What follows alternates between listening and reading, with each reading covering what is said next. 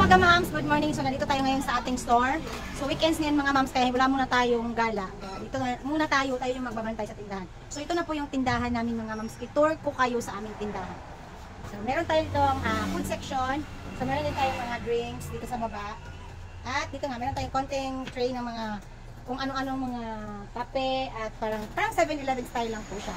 Tapos dito naman, ayan. So ito na po yung cabinet natin na merong mga stocks natin sa grocery. Lahat na nandito po, merong itlog, pancit, merong lahat ng uri ng kape at mga sabon-sabon. At ito naman po yung section natin para sa lahat ng mga sabon-sabon po, yun po, basta yun na yun. Tapos ito naman po siya nito na part. So same pa rin po, meron tayong konting istante, maliit lang po na istante na merong mga chichirya. Tsaka meron din mga para sa retail natin ng mga shampoo, sabon at toothpaste.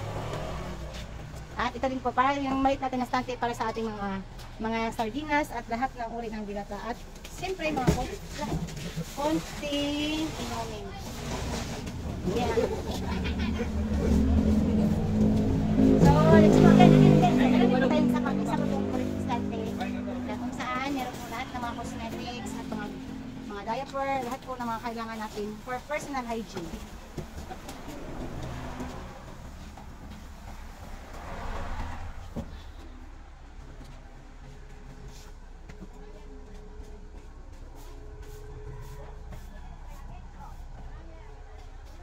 So, yun nga mga moms. So, punta na po kayo sa store. Dali!